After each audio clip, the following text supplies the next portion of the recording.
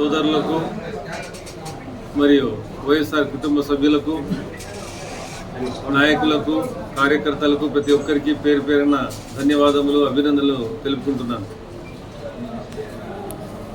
ఈరోజు ఇక్కడ సమావేశానికి కారణం ఏమంటే 1వ తేదీ మన గౌరవ ముఖ్యమంత్రి వర్యులు శ్రీ జగన్మోహన్ రెడ్డి గారు కదిరికి విచ్చేస్తున్నారు. వారి పర్యటన వివరాలు మరియు షెడ్యూల్ మేము ఇక్కడ కూర్చొని నాయకులు మరియు మున్సిపల్ కౌన్సిలర్లు ఎవరైతే ఇక్కడ కార్యకర్తలు ఉన్నారో ప్రతి ఒక్కరు కూర్చొని చాలా వివరంగా మేము మాట్లాడుకున్నాము. 3:30 నుంచి 4 గంటల మధ్యలో 1వ తేదీ మన ముఖ్యమంత్రి వర్యులు కదిరికి వస్తారు. వచ్చిన తర్వాత గవర్నమెంట్ కాలేజ్ దగ్గర నుంచి రోడ్ షో స్టార్ట్ అవుతుంది. రోడ్ షో దాదాపు 4 గంటల నుంచి 6 గంటల వరకు రోడ్ షో జరుగుతుంది. ఆ మధ్యలో వీలైతే ముఖ్యమంత్రి వర్యులు ఎక్కడో ఒక చోట, అది వేమారెడ్డి సర్కిల్ కావచ్చు, లేదంటే ఇందిరాగాంధీ సర్కిల్ కావచ్చు, ఎక్కడో ఒక చోటు నుంచి తప్పకుండా ప్రజలను ఉద్దేశించి వారు మాట్లాడతారు. దాని తర్వాత 6:10కి పీవీఆర్ గ్రాండ్కి చేరుకుంటారు. అక్కడ ఇఫ్తార్ విందు అరేంజ్ చేయడం జరిగింది. అక్కడ ముఖ్యమంత్రి వర్యులు మగ్రిబ్ నమాజ్ పాటించి 7:30కు తిరిగి ప్రయాణం స్టార్ట్ చేస్తారు. కాబట్టి ఇక్కడ మేమందరం కలిసి ఆ ప్రోగ్రాం గురించి చాలా వివరంగా డిసైడ్ చేసినాము. దాదాపు 40 నుంచి 50 వేల మంది దాకా వచ్చేకి ఆస్కారం ఉంది. అంతమందిని ఎలా మేము నిలువరించాలా, ఎక్కడి నుంచి మేము వారికి అకామిడేషన్ ఎట్లా చేయాలనే దానిపైన చర్చించడం జరిగింది.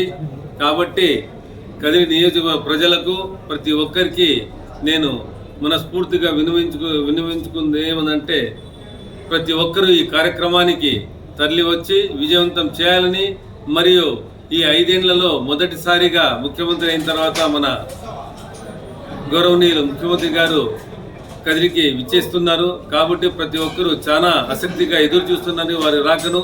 కాబట్టి తప్పకుండా అందరూ వచ్చి ఈ ప్రోగ్రాంని విజయవంతం చేయాలని ప్రతి ఒక్కరికి నేను కోరుకుంటున్నాను.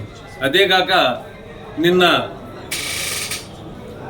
తెలుగుదేశం వారు ఏదేదో మాట్లాడినారు మీటింగ్లో. ఏదో నేను బయట నుంచి వచ్చిన వ్యక్తి, బెంగళూరు నుండి వచ్చిన వ్యక్తి, శాంతమ్మ ఎక్కడి నుంచే వచ్చిన వ్యక్తి, మేమంతా ఇంపోర్టెడ్ వ్యక్తులు, లోకల్ కాదు అని. నేను మళ్ళీ చెప్పదలుచుకున్నది ఏముందంటే, నేను కదిరిలో పుట్టి, కదిరిలో పెరిగినాను, కదిరిలో చదివినాను.